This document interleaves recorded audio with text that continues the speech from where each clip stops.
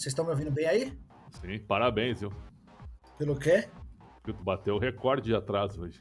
Não, mas não tô atrasado. Dessa vez problemas técnicos. Você já teve vários, não vem Hoje é com os uma papinhos edição não, hein? histórica hoje do podcast hoje. Edição histórica. Pela cor do Nicola, eu acho que ele tava tomando um solzinho até agora, Prédio. Tá com bronzeamento artificial aí, cara? Que isso? É alguma coisa da luz, cara. Eu vou acender a luz pra ver se... Tá muito preto, é? Não, você tá vermelho, mano.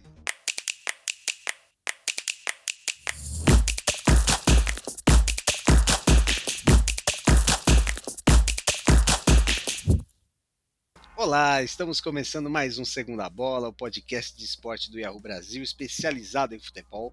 Eu sou o André Carbone, editor do Yahoo Esportes, e eu tô aqui para mediar essa discussão maravilhosa dos nossos blogueiros Jorge Nicola e Alexandre Pretzel, emires da imprensa esportiva brasileira aqui no Segunda Bola. E aí, Pretzel, tudo bem?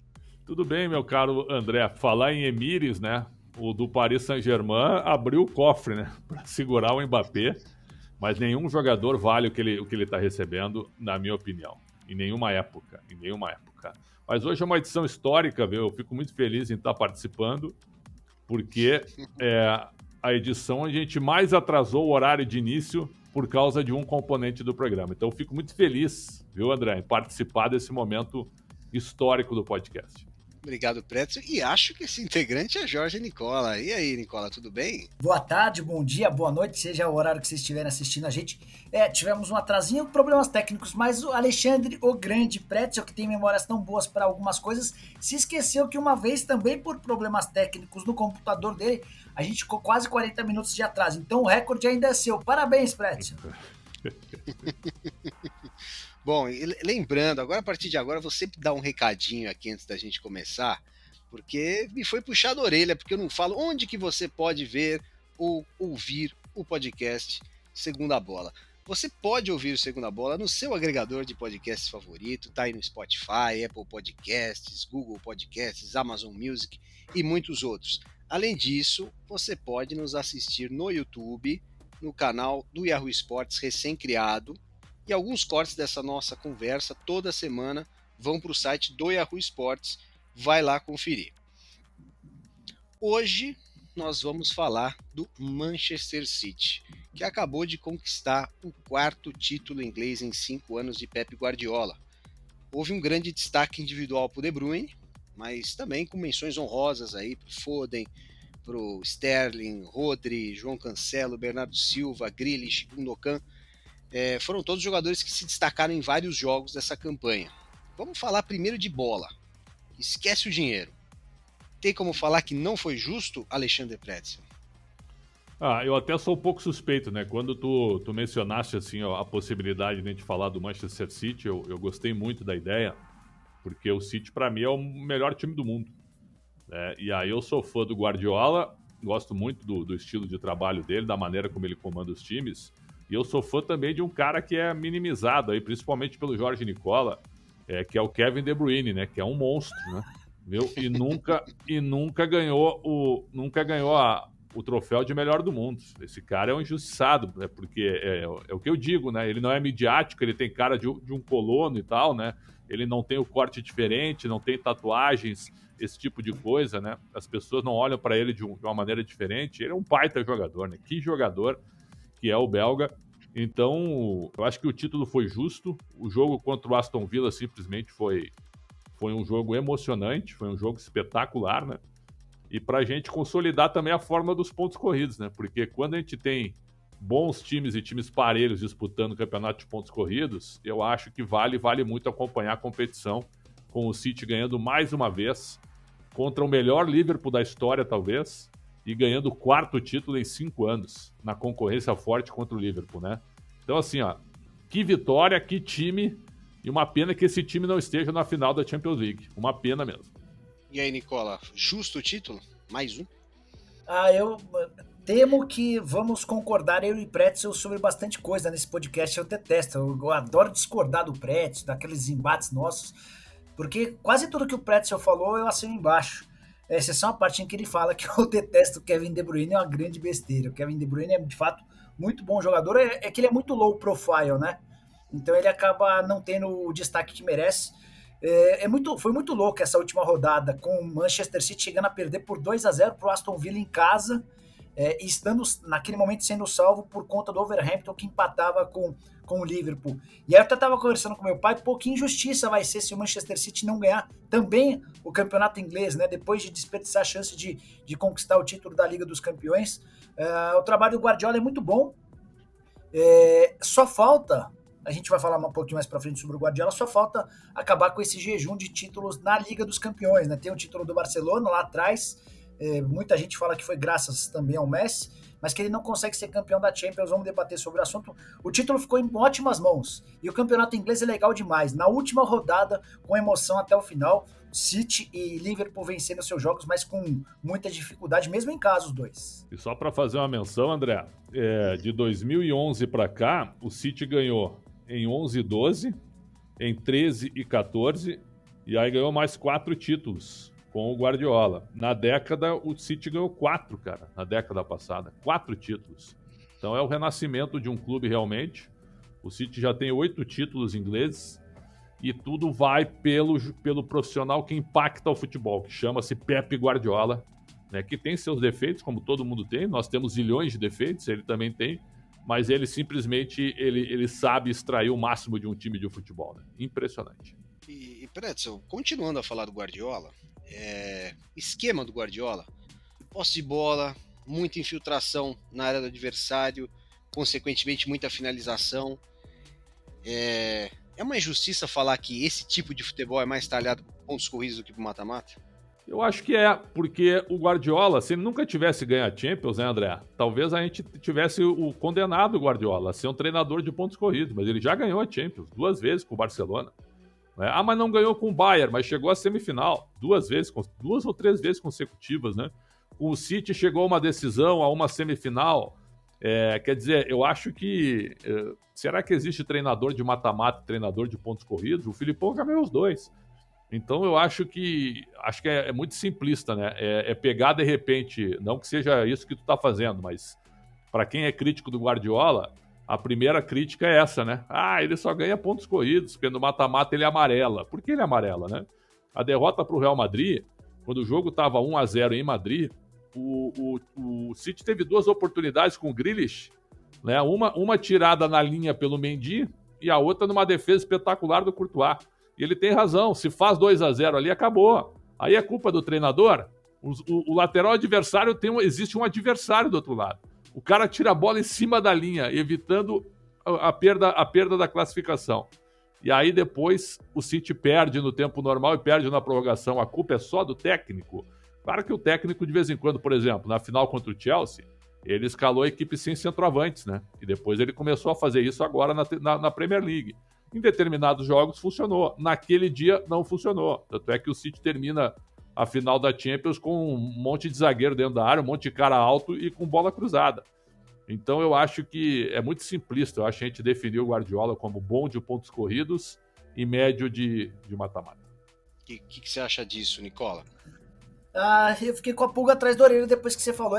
Eu também sou muito fã do Guardiola. Eu acho que ele é responsável por mudar a história do futebol. A gente caminhou durante muito tempo para um futebol muito físico, para um futebol de muita intensidade, de muita verticalidade, e ele é um dos poucos caras que remam numa maré contrária, né? Na posse de bola, do estilo de jogo bonito. É muito legal ver o Guardiola fazendo sucesso, eu sou muito fã dele. Só que pesa essa história do por que ele se sai tão bem nos mata-mata, nos campeonatos de pontos corridos, tem sido campeão nacional com enorme frequência, mas tem essa dificuldade no mata-mata, né? E aí até por clubes que são super campeões, o Bayern de Munique é uma maior prova disso. Eu acho que pode ter muito a ver com o estilo de jogo, sim, cara. Eu acho que o estilo de jogo dele, de domínio total, se traduz ou se consolida com um estilo mais forte num campeonato de regularidade, numa espécie de maratona, num campeonato de 38 rodadas. Então acho que dá para identificar que é mais fácil, é mais viável o Guardiola com o seu estilo de trabalho ser campeão dos pontos corridos, onde o melhor quase sempre vence, do que no mata-mata, em que os campeonatos são decididos por um erro de arbitragem, por um lateral mal batido, pela falha do lateral esquerdo. Uma vez eu fui entrevistar o Edgar do Balsa, que inclusive está com Alzheimer em estágio avançado, que ele consiga superar isso, porque, enfim. E aí me chamou muita atenção uma frase desse bate-papo, né? Eu encontrei num shopping em Alphaville, bem perto da casa dele, e aí havia acabado de acabar a fase de grupos da Libertadores e estava para começar a fase de mata-mata. Ele falou: Nicola, acabou o campeonato da Libertadores da fase de grupos, esquece. Eu falei: não, mas não dá para usar como referência essa boa campanha. Ele falou: é outro campeonato. Mata-mata é uma coisa, pontos corridos é outra. Eu falei: mas os times são os mesmos. Sim, são os mesmos, mas até a forma de jogar no meu time vai mudar radicalmente. Eu jogo por 180, eu jogo por 90 mais 90. Então, eu acho que faz sentido o Guardiola, com o seu estilo, ter muito mais hegemonia em campeonatos de pontos corridos do que no mata-mata. É importante, assim, a gente está discutindo o Guardiola e o Manchester City, e esse estilo eu até concordo com o Nicola, mas o inverso não é tão verdadeiro, né?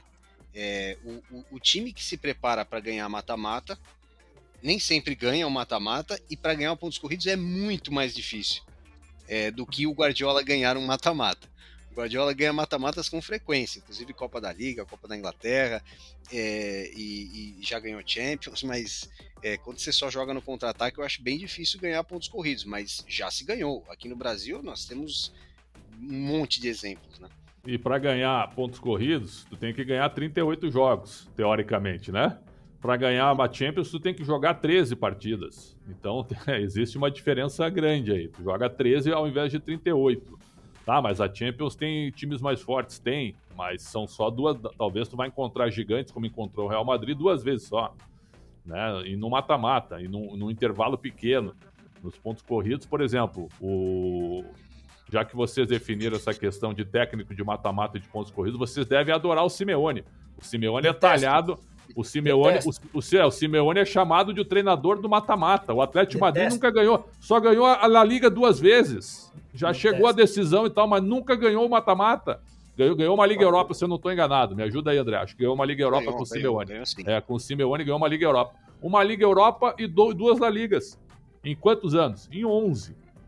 Mas chegou a 2 finais de Champions também. Não, ele mudou o patamar do Atlético de Madrid, isso é inegável. Mas eu detesto o estilo de trabalho dele. E aí, Pretzel, a partir do momento em que ele muda o Atlético de Madrid de patamar, é aí que, para mim, surge o problema. O Atlético era 4ª força, 3ª força, dependendo do ano, 5ª força do futebol espanhol. Hoje ele é capaz de, em caso de vacilos de Barcelona e Real Madrid, se tornar a 1ª força da Espanha. Só que, diante do investimento que foi feito pelo Atlético de Madrid, era para o Atlético ter um outro nível de apresentação. E ele não consegue se desligar desse esquema de jogo muito reativo, de defesa muito sólida e explorar um gol para vencer, enfim. Eu detesto. Por exemplo, eu respeito, mas detesto. Na última janela, o Atlético gastou fortunas, né? E não conseguiu montar um time atraente. Não conseguiu. O City, com o Guardiola, ele contrata, a gente pode até questionar, mas ele contrata de maneira cirúrgica pelo que ele pensa como futebol. Paga uma fortuna pelo Grealish, certo? Ok. Que não é um mau jogador, mas também não vale tanto quanto pagar, eu acho, por exemplo. Mas agora tu vai lá e busca o Haaland. Por quê? Porque tá faltando um matador ali dentro da área, né? A bola passa ali toda hora na frente e alguém para botar para dentro. Então, foram lá buscar o cara. Eu acho que o Guardiola é mais coerente em relação à montagem de elenco. Fazem muita crítica em cima do Guardiola sobre os gastos, né? Também é fácil ser campeão com esse time que ele monta. O mais louco é que, assim, se você olhar pro time do Guardiola no Manchester City, qual é o grande protagonista? O grande protagonista é o Kevin De Bruyne, né? Mas talvez seja o único. E aquele protagonista discreto, quieto, de quem o Pretzel já até falou agora há pouco. Isso não torna ou não faz com que os investimentos sejam baratos. É porque alguns nomes que ele contrata são muito caros. O Rúben Dias está entre os zagueiros mais caros do mundo. O Grealish, que foi reserva nessa última partida, também custou uma fortuna. Então, de fato, os investimentos são altos, mas isso não faz do time dele um time estrelado. O Real Madrid, por exemplo, tem mais estrelas do que o time dele. O Liverpool, não sei, o Liverpool talvez tenha o mesmo patamar de um time muito equilibrado, muito coeso, mas sem essas grandes estrelas, né? Agora, o João Cancelo, André, que era um lateral nota 5, 5,5, na mão do Guardiola virou um lateral nota 9, virou um jogador completo. Completo, é só ver ele jogar. Ele joga em todas as funções, joga nas duas laterais, pode jogar de meia, né, numa segunda linha de 4, chega no ataque. Esse jogador, ele era um jogador comum, super comum, e virou um monstro. Ah, não, eu não acho isso, Pretzel, porque o Pretzel fala que eu sou torcedor de jogador, né? Eu era fãzoca do João Cancelo, e antes dele ir pro City, eu era fãzoca. Quando ele foi pro City, eu falei, mano, ele vai virar o melhor lateral do mundo, e tá aprovado aí, o Guardiola faz isso. Mas a gente pode falar agora da janela de transferências do Manchester City, as janelas de transferências que o Manchester City vem fazendo. Eu quero que vocês vejam se isso que eu vou falar faz sentido em relação ao tipo de jogador que o Manchester City contrata em comparação ao Real Madrid e ao PSG, que são os dois times riquíssimos que também fazem grandes contratações. Eu percebo que Real Madrid e PSG, eles pegam caras ou muito jovens, tipo sub-20, como Rodrigo, Vinícius Júnior, para se desenvolverem bem lentamente, ou caras que já passaram dos 25 e vão resolver. É Hazard, é Modric, Kroos, Bale. Quando esses caras chegaram, já chegaram experimentados. No PSG, por exemplo, tem o Neymar, o Cavani, o Ibra, Di Maria. Messi. São caras... o Messi até mais velho, né? São caras que já vieram experimentados em alto nível, você já sabia o que esperar. O City, ele parece acreditar em caras sub-25 muito promissores, mas que custam uma bala inacreditável, que ainda tem um pouco de formação aí pro Guardiola trabalhar. Eu vou dar vários exemplos aqui para vocês. Bernardo Silva, Sterling, Grealish, Rodri, João Cancelo, De Bruyne, Stones, Dias, Laporte e às vezes caras mais jovens ainda, né, sub-20, como o Jesus e o Ferran Torres. Você acha, Pretzel, que isso é uma visão do Guardiola para que ele molde o cara como ele quer e nem precisa ser tão novo assim, sub-20, já que o time tem dinheiro para contratar a rodo? Ou você acha que ele preferia ter os caras prontos? Eu acho que é uma visão dele, uma visão do Guardiola. O Cristiano Ronaldo, antes de fechar com o United, ele foi oferecido ao Manchester City, né? Até falaram bastante que ele poderia ir para o City. O Guardiola vetou a contratação dele. Não, aqui não. O Guardiola chegou em determinado momento, antes do Agüero descobrir, né, o problema cardíaco. O Guardiola abriu mão do Agüero, né, que já era um jogador, para ele pelo menos, que já tinha dado tudo que poderia dar no Manchester City. Então, eu acho que tu tem razão. Acho que ele pega um perfil do jogador jovem para moldar esse jogador ao estilo dele. O Gabriel Jesus acho que foi um grande exemplo, né? Eu me lembro que o Jesus estava para ir para outros times e recebeu uma ligação do Guardiola. O Guardiola convenceu o Gabriel Jesus a vestir a camisa do City. Então tem também o mérito do treinador. Falaste do Rodri, né, cara? O Rodri é um baita volante hoje, né? Que jogador que ele virou também na mão do Guardiola. Então eu concordo contigo. Acho que o Haaland vai ser um exemplo. Ele vai pegar o Haaland e vai tentar moldá-lo, vai tentar aumentar o nível do Haaland. O que o Haaland é hoje? Na minha opinião, ele é um fazedor de gols, né? É um cara que é um finalizador nato. Mas assim, ele não tem tanta técnica, na minha opinião. Acho que o Guardiola vai moldá-lo em relação a isso. E você acha, Nicola, que para vender esses caras depois é mais fácil, né? Para mim, o Pretzel falou do Guardiola. Eu acho que é um casamento do Guardiola e do Grupo City. Eu acho que os dois conspirando ou buscando soluções do mesmo modelo de atletas jovens e que são mais caros. Eu quero usar o exemplo do Red Bull Bragantino, só para contextualizar na comparação com o Corinthians. Red Bull Bragantino, o Bragantino, desde que foi comprado pelo Red Bull, tem uma filosofia: investir em jogadores jovens. 23 milhões de reais no Elinho, 20 milhões de reais no Arthur. Não são jogadores baratos para a nossa realidade. São poucos os clubes que conseguem investir esse valor. O Claudinho também já havia sido comprado. O Claudinho foi uma baita sacada. Os caras gastaram 2 milhões e meio de reais no Claudinho e o venderam por 100 milhões. Esse é o melhor dos exemplos. Mas qual que é a estratégia do Red Bull Bragantino no Brasil? É investir em jogadores jovens. Eu até outro dia perguntei para uma das pessoas que comanda o Red Bull Bragantino por que não investir, por exemplo, no Diego Costa. E a pessoa explicava que o custo de investimento com pagamentos de luvas e salários vai fazer com que o Diego Costa se torne mais caro do que, por exemplo, o Arthur ou o Elinho. São jogadores que você tem que investir no primeiro momento para aquisição dos direitos econômicos, vai pagar salários bem mais baratos do que o do Diego Costa e você vai ter o poder de revenda. Então, num primeiro momento, quando a gente pensa no Manchester City, a gente de fato pensa em contratações vultuosas, caras. Isso denota contra o Guardiola. O cara gastou 500 milhões de euros na última janela de transferências, mas esse valor alto também passa por uma estratégia de filosofia de investimento, de trazer o cara que que garanta o retorno esportivo, mas também garanta o retorno financeiro lá na frente. Quando o Corinthians contrata o William, o Renato Augusto, o Paulinho, esses caras, eles acrescem ao time, eles emprestam qualidade, eles dão retorno esportivo, o retorno financeiro é zero. Você não vai vender esses jogadores. Você vai investir, por exemplo, 16 milhões e 400 mil reais no Roger Guedes. O Roger até um caso um pouquinho diferente, porque ele é mais novo. Esse foi o custo da luva. Pensando que você pode vendê-lo. Já no caso do William, não. Tudo que você investir em salário, em luva, tudo que você investir no Paulinho, no Renato Augusto, você vai ter retorno único e exclusivamente esportivo. Então, essa estratégia do Guardiola e do City é algo que me encanta também. Se eu fosse executivo de futebol, pensaria nesse caminho. E é importante falar, a gente vai falar um pouquinho mais à frente do Grupo City, o que o City pode esperar, né, dos clubes que ele tem ações, mesmo que minoritárias. Mas antes, acho bom contextualizar de onde vem o dinheiro do Manchester City. Para quem não sabe, os Emirados Árabes são 7 estados governados por 7 famílias reais, no qual o mandatário é chamado de emir, que foi como eu fiz a brincadeira, que vocês são os emires da imprensa esportiva. Esses emires, eles votam entre si a cada 5 anos e tem um presidente ali do país. Existem representantes do povo no parlamento, lá metade das cadeiras.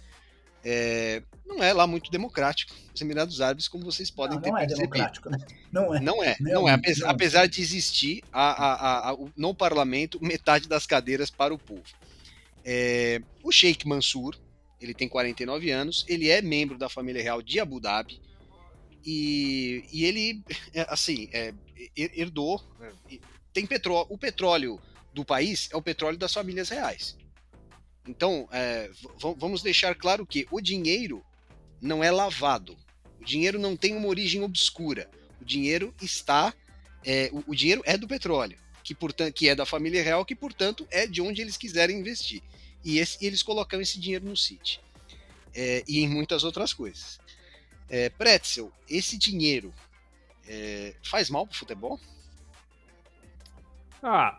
Depende de como ele é colocado, né? Depende se infringe as regras, né? Por exemplo, engraçado que o Real Madrid reclamou do valor que o Paris colocou na mesa para renovar com o Mbappé, mas o Real também faz coisas parecidas também. O Real também inflacionou o mundo do futebol. É verdade ou não é?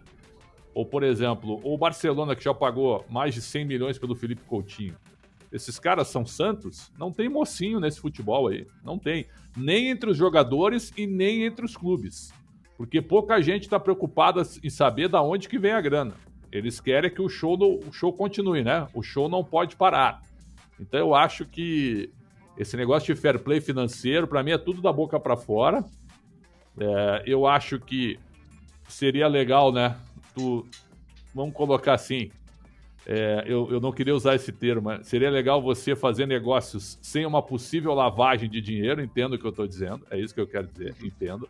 Seria melhor que fosse assim, e aí os valores seriam menores também, na minha opinião. Né? Mas a bolha explodiu. O futebol ele vive numa bolha. Né? Então, quando o Mbappé acerta um contrato desses, o que eu vi de gente colocando nas redes sociais, muita gente passando fome no mundo, e um cara vai ganhar, né, esse valor que um clube de futebol está pagando. Isso é um absurdo e tal. Que são coisas diferentes, né? Futebol, entretenimento, celebridades, não dá para comparar. Totalmente, são mercados à parte. Então, eu acho que, apesar da tua pergunta pertinente, eu acho que esse negócio ele é pouco debatido, ele é reclamado com quem leva desvantagem. Mas ele é pouco debatido para que se haja uma limpeza, entendo o que eu digo, né? Uma limpeza nessas relações. E o termo que o Pretzel usou, lavagem, que ele usou com cuidado, pode ser usado sim nesse caso como o sports washing, né? A lavagem esportiva. Porque mesmo que você saiba a origem do dinheiro, você está gastando esse dinheiro no futebol, você está colocando um dinheiro a mais no futebol para obter um ganho no futuro. E um ganho que não seria do seu negócio de origem. Nicola, o que você acha? Esse dinheiro faz mal pro futebol? Eu não me sinto capaz de julgar. E aí, assim, qual é o grande campeonato do mundo hoje? O campeonato inglês. Os caras têm um produto extremamente eficiente, extremamente eficaz. E a maior parte dos times do campeonato inglês tem ligações com magnatas, com milionários ou bilionários de procedência discutível. Enfim, eu não caminharia por isso. Tem muita gente que implica com o Manchester City por causa da origem do dinheiro. Eu não estou nesse time. Eu acho que o Manchester City, com a chegada do grupo dos Emirados e com contratações e investimentos muito bem feitos, se transformou num clube extremamente sólido, num clube que empresta ao futebol uma legitimidade e um estilo de jogo que me agradam demais. Não iria por esse caminho, não. E acho até que no Brasil essa discussão ela vai se tornar um pouquinho mais frequente em alguns meses. As SAFs vieram para ficar, a gente tem visto a diferença que o Botafogo conseguiu a partir do pouco tempo de John Textor, com estádio cheio, com contratações interessantes. O Cruzeiro numa velocidade um pouquinho menor, até porque o Ronaldo adotou uma política de investimento mais leve, mais gradual. Mas se precisar também fazer uma parceria com os Emirados, ele faz também. Eu não descarto a possibilidade dele vender um percentual dele para ter como parceiro. Você pode, é negócio. Daqui a pouco o Bahia com o Grupo City, esse negócio tá muito bem alavancado e o Bahia certamente. A ideia do Grupo City em relação ao Bahia é tornar o Bahia um dos 6 principais times do futebol brasileiro. Enfim, dizendo tudo isso para dizer que eu não me sinto confortável para discriminar esse investidor ou esse dinheiro, não. Interessante, viu, André? Só para pegar uma parte, que na janela passada, quando o City tentou contratar o Harry Kane, o Guardiola, né, até perguntaram para ele, pô, mas o Harry Kane custa 180 milhões de euros, né, 150 milhões de euros. E o Guardiola respondeu, nós temos dinheiro. O City tem dinheiro. Então, dinheiro não é um problema para o City, né? É que o Tottenham não quis vender o Harry Kane. Aí é que tá o detalhe. Não aceitou negociar. Então, eu acho que esse negócio assim, ó, da onde vem o dinheiro, né? Eu acho que é uma hipocrisia, cara. Hipocrisia. Talvez, só rapidinho, Carbone, antes de devolver para você, a contestação em relação à renovação do Mbappé passa muito pelos últimos números apresentados pelo PSG, né? 700 milhões de prejuízo, 700 milhões de euros, enfim. São números meio preocupantes. E o Mbappé fecha, na teoria, por 100 milhões de euros por temporada, que equivalem a 530 milhões de reais por ano ou 44 milhões de reais por mês. Um jogador de futebol pode receber isso? É lógico, dentro da nossa realidade, que alguém possa ter a capacidade de receber 1,5 milhão de reais por dia. É mais ou menos esse o valor a que vai ter direito o Mbappé. O contrato também prevê outras comodidades, outras facilidades, como o direito dele de escolher com quem ele vai trabalhar, enfim. Acho que é discutível isso. Será que o que o cara precisa fazer para entregar 45 milhões de reais por mês? Mas se quem tá pagando se sente confortável para fazer, eu vou dizer o contrário. Pois é, aí é que tá, né? Quem sou eu para levantar a bandeira e dizer que é um absurdo que ele tá ganhando? Se tem alguém para pagar. Eu só acho que se eu fosse o técnico do PSG, eu ficaria preocupado com o Mbappé ganhando 100 milhões. Eu também. Se o seu zagueiro tá ganhando 2. Sim. Mas agora, se o seu zagueiro tá ganhando 20, acho ok. Tá ganhando 15. Mas o técnico vai ser escolhido pelo Mbappé, cara. Esse é o ponto. Tem até isso, né? Até isso. Mas é tão ruim quanto, né? Tu dá tanto poder para um atleta também. Não, é pior. Não, esse é o pior. Esse é o pior, Pretzel. Pra mim, esse é o pior. Você paga quanto você for capaz de pagar, mas a partir do momento em que o jogador interfere na escolha do diretor executivo, interfere na escolha do técnico, você cria uma relação preocupante, você cria uma relação ruim. E o próprio PSG já foi vítima disso com o Neymar, né? Entregaram a chave do vestiário ao Neymar, parte do grupo não aceitou, enfim. Esse, para mim, é o que mais pega nessa renovação de contrato do Mbappé no PSG. E quando nós falamos assim, pague o quanto for capaz de pagar, foi exatamente o que o Nicola falou. Nesta frase, a gente pode entrar no fair play financeiro. O que é o fair play financeiro? Só explicando para quem está em casa. Fair play financeiro da UEFA nada mais é do que você não pode gastar mais do que você arrecada. Tudo bem, até aí entendemos todos. Você não podia gastar, você podia gastar até 90% com salários e transferências, esse número vai chegar a 70%. Tudo bem, até aí 70% do que você arrecada você gasta com salário de transferências e ao todo você não pode gastar mais do que você ganha. Só que aí começou-se um negócio absurdo, porque o Sheik também é dono da Etihad Airways. E a Etihad Airways pode simplesmente pagar $1 bilhão para o City por ano se quiser. E aí, ou seja, entra no caixa do City como patrocínio, e aí o City sim tem dinheiro vai fechar no azul. Não vai desrespeitar isso. Já percebendo isso, a UEFA fez uma nova regra. Eu não sei nem se estava na primeira versão do Fair Play financeiro, acho que estava, que patrocínios ligados ao dono do clube não podem ultrapassar 30% do faturamento do clube. Ou seja, ele pode investir dinheiro no clube dele, ele pode através de patrocínio, mas não pode ser superior a 30% dessa regra, do total. E mesmo assim, o PSG e o Manchester City são investigados constantemente porque podem estar usando laranjas para ficar com mais patrocínios, que na verdade é tudo dinheiro deles. Pretzel, a intenção da regra é boa, do fair play financeiro, e a aplicação dela, ao seu ver, também parece boa. A intenção é boa, a aplicação também. Mas você acredita que ela é aplicada? Aí é que está o detalhe. Né? E os caras que brigam e os que contestam, o Real Madrid queria romper com a UEFA, queria criar a Superliga Europeia, onde só meia dúzia de times ganharia. Perfeito? Onde não haveria praticamente um confronto técnico igualitário, né? Então é o seguinte, cara, o primeiro a levantar o dedo é o cara que quer romper com todo o modelo. Eu respeito, o Real Madrid é o maior clube do mundo, mas também é o primeiro que reclama quando perde uma negociação, né? Como perdeu essa do Mbappé. Não é que ele tenha perdido, ele acreditou na palavra do jogador e aí ficou chupando o dedo. E acho que o Mbappé talvez não jogue pelo Real Madrid, se bem que 3 anos no futebol, muita coisa pode mudar. Talvez ele não ninguém seja... mais lembra. Ninguém mais lembra, mas talvez ele não seja o mesmo Mbappé, né? Ele pode estar melhor ou pior. Então, o futebol muda muito. Eu acho que assim, a gente já tentou, lembra o Real Madrid das Américas, que era o Palmeiras, né? Na questão financeira? Ou o Flamengo, né? Com esse dinheiro eles vão ganhar tudo. E dinheiro pode ajudar, mas não é garantia de títulos. Então eu acho que o fair play financeiro ele é uma grande ideia, mas não é aplicado. Não é aplicado. Porque se fosse aplicada na rigidez da lei mesmo, aí a gente teria um futebol muito mais equilibrado. O que você acha do fair play financeiro, Nicola? Me parece as instituições brasileiras, que sempre se dão um jeitinho. Fair play financeiro nada tem a ver com o futebol europeu, porque é incrível como ele não funciona, como ele é ignorado, como ele serve para alguns clubes e alguns casos específicos.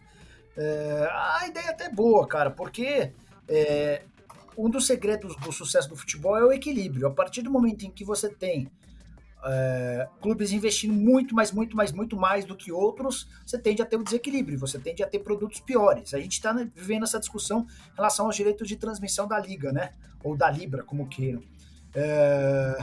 O campeonato inglês tem divisões de cota de TV muito bacanas, que servem de exemplo para vários outros, né?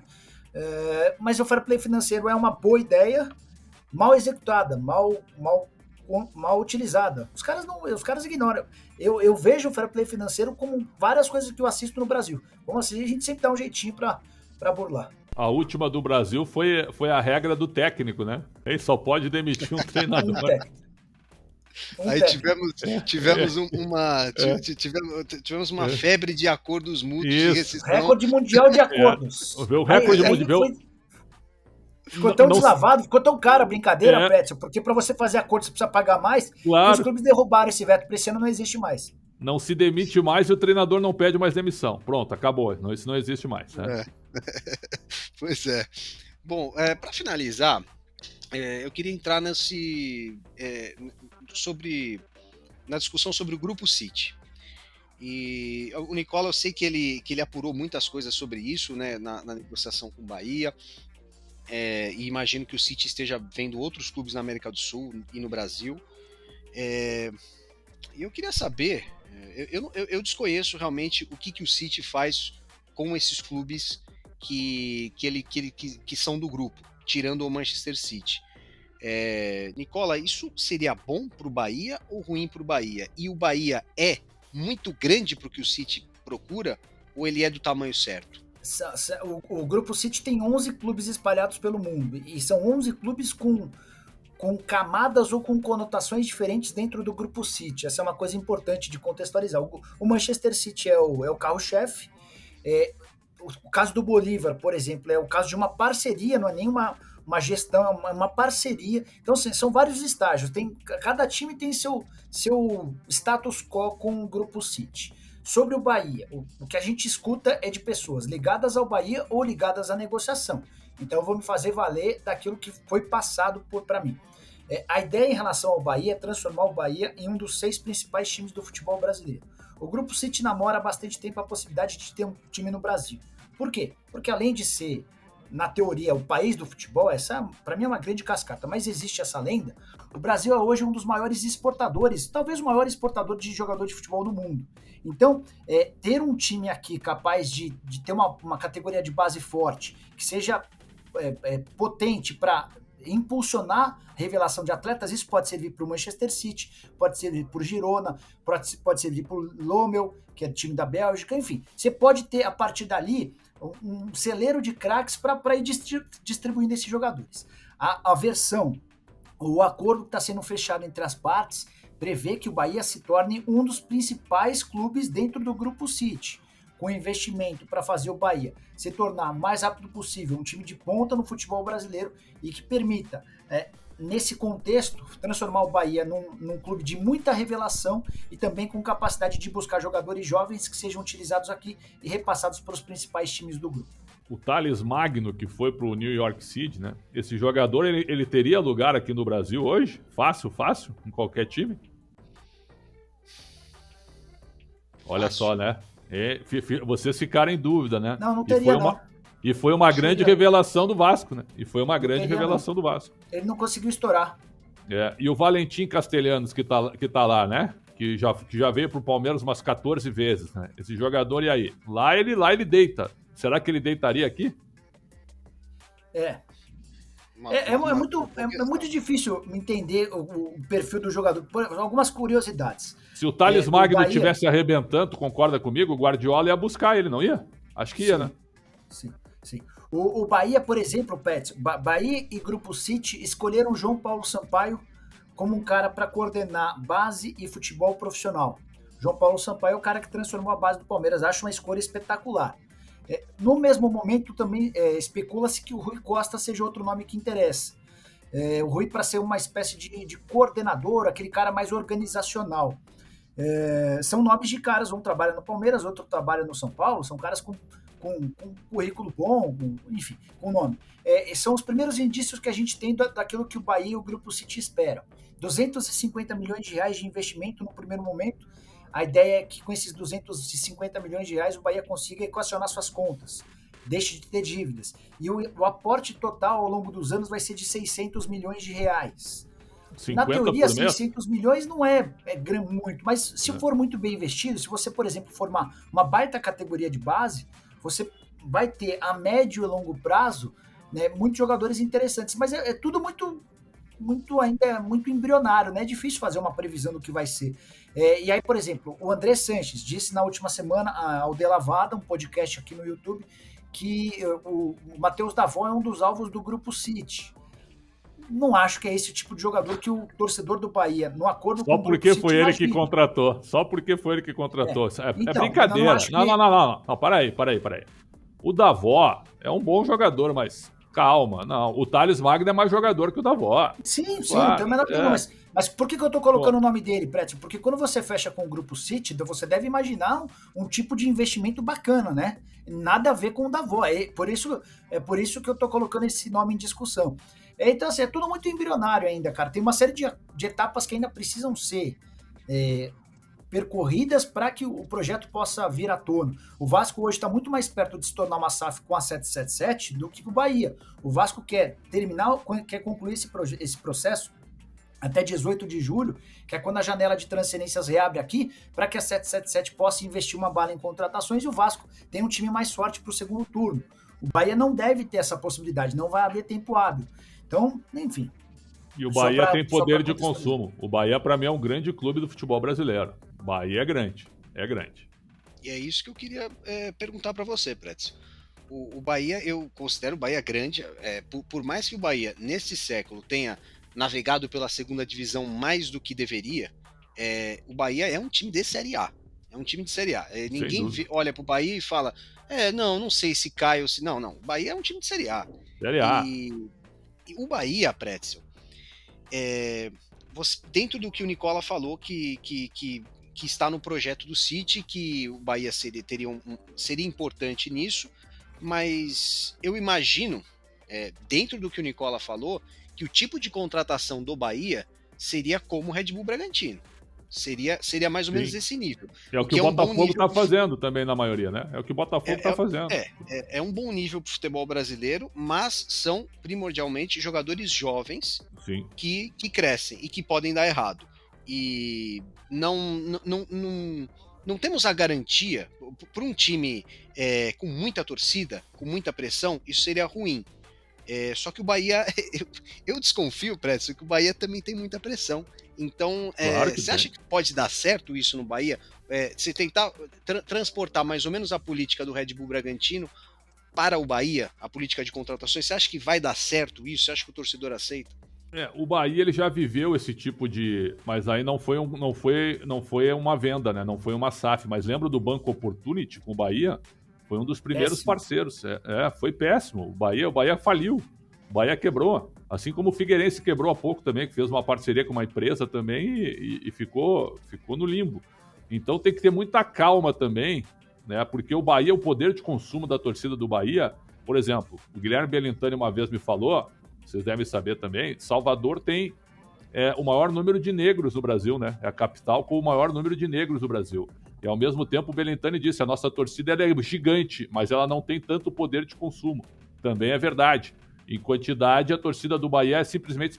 Cara, o Bahia vem jogar aqui em São Paulo, é só olhar o espaço da torcida do Bahia. Sempre lotado. No Rio de Janeiro também. O Bahia é um clube nacional, tem torcida no país inteiro, mas não tem tanto poder de consumo. Então eu não sei, assim, se o City entrando no Bahia conseguiria transformar o Bahia numa potência financeira a curto prazo, ou até mesmo a médio prazo. Talvez técnica, pode ser, mas financeira eu não tenho certeza. Bom, agora vamos para as considerações finais.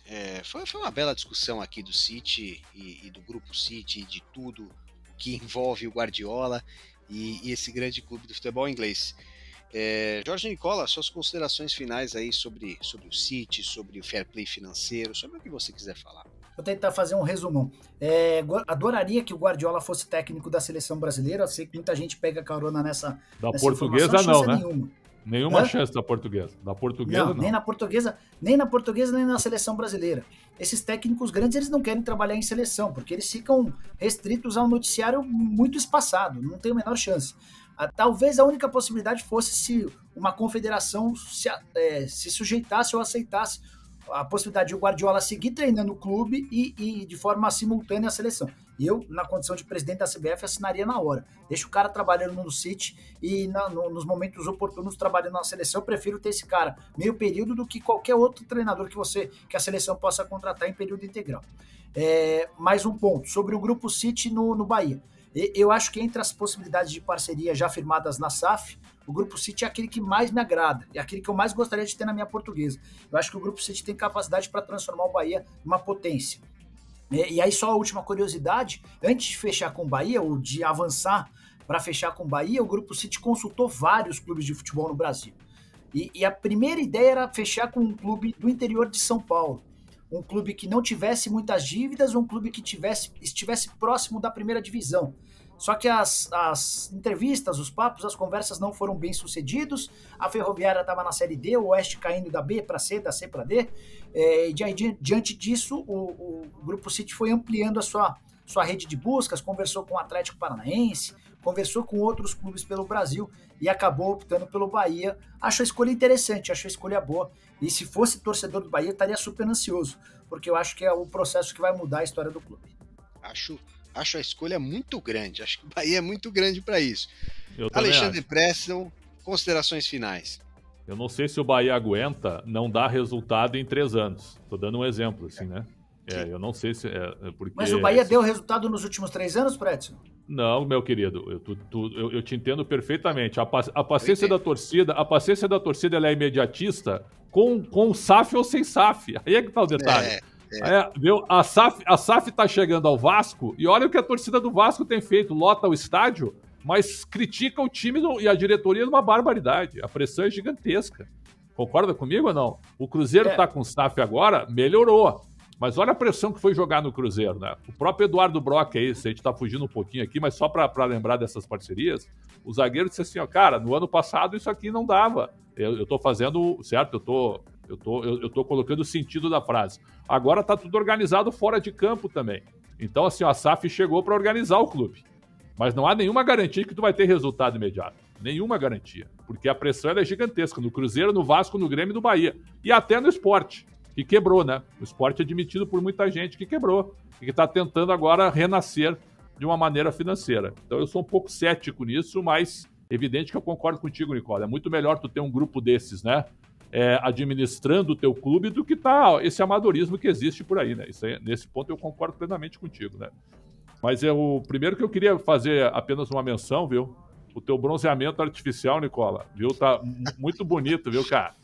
Depois tu dá dicas aí ao pessoal do nosso post. Temos problemas com luz. Dependendo do ângulo aqui, ó, muda. Tudo não tem bronzeamento, não. Fica tranquilo. Viu? Aonde que tu passou o fim de semana por aqui? Olha, né, André? Pô, que sol, hein, cara? Nesse frio só bronzeamento mesmo, porque tá difícil pegar uma cor com essa friaca toda. Mas é a luz do Prédio. Que sol, viu? E só para fechar, só para fechar as considerações finais, eu sou partidário das parcerias, certo? Mas sou também muito cético com o sistema do futebol brasileiro. Os nossos clubes têm 300 conselheiros, tem muito amador dando pitaco e muita gente mordendo. Então, talvez por isso seja difícil a entrada desse modelo de SAF na maioria dos grandes clubes do Brasil. Acho que alguns vão aceitar, mas a grande maioria vai vetar, o que realmente é uma pena. Obrigado, Pretzel, obrigado, Nicola, e obrigado a você que viu ou ouviu o Segunda Bola, e até a próxima semana. Valeu, até mais.